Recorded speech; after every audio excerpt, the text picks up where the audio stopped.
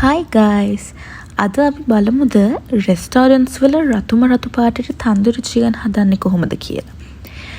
ඒක හරිම ලේසියි. මුලින්ම අපි මේ විදිහට චිකන් ටික කපා ගන්න ඕනේ. ඊට පස්සේ අපි මේකට දාන සීක්‍රට් ඉන්ග්‍රීඩියන්ට් එක තමයි කර්ඩ්. ඊට පස්සේ මේ තන්දුරි මසාලා එක. ඊට පස්සේ මේ කර්ඩ් එකයි තන්දුරි මසාලා එකටයි අපි ඇඩ් කරගන්නවා chili powder. chili powder add කරාට පස්සේ තුන පහ කුඩු. ඊට පස්සේ මේක හොඳට mix කරන්න ඕනේ. chicken එකට හොඳට seasoning එක අල්ල ගන්නකම් හොඳට mix කරන්න. ඊට පස්සේ ওই රතු පාට එන්න අපි දාන්නේ red coloring. චුට්ටක් හොඳේ ඒකට ඊට පස්සේ ලුණු රස පදමට දෙහි දාලා ආයෙත් හොඳට mix කරන්න.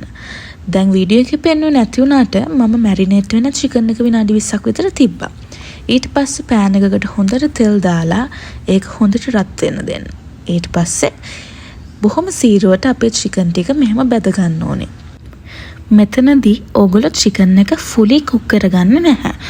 එක සයිඩ් එකක් විනාඩි 10 ගානේ දෙපැත්ත හරවලා විනාඩි 20ක් කුක් කරගත්තම ඇති.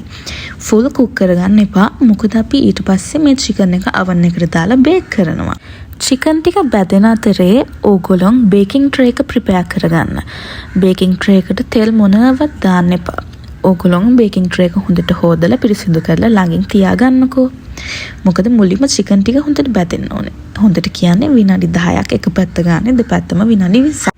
අපි විනාඩි 20ක් කුක් කරගන්නේ මොකද මම අරන් තියෙන්නේ ඩ්‍රම් ස්ටික් වල ඇතුළ හොඳට කුක් වෙන්න ඕනේනේ. නැත්තම් මැද අමුයි.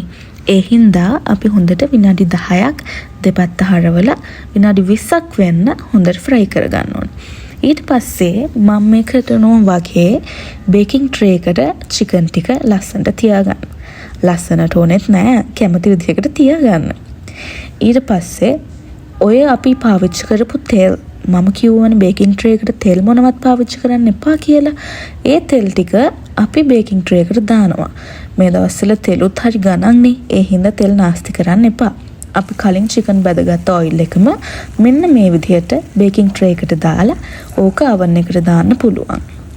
අනිත් එක තමයි ඔය දැන් චිකන් ෆ්‍රයි කරගත්ත ඔයිල් එකේ චිකන් එකේ ටේස්ට් එක ෆ්ලේවර් එක හොඳට ඇඩ් වෙලා තින්නේ. එතකොට ඒක තවත් චිකන් එකට ඇබ්සෝබ් කරගන්නවා අපි oven එකේ බේක් වෙන්න දැම්මම.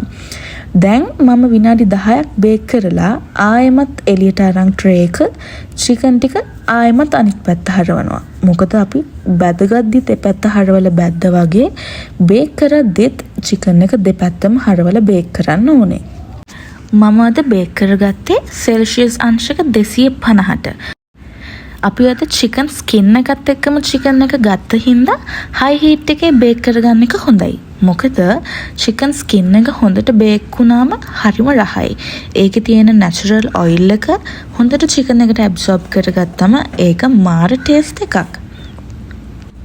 මේ විදිහට චිකන් එක දෙපැත්තම හොඳට බේක් කරාට පස්සේ අපේ වැඩේ ඩන්. ඊට පස්සේ ඉතින් තියෙන්නේ ඕගොල්ලෝ කැමති විදිහට සර්ව් කරන්න.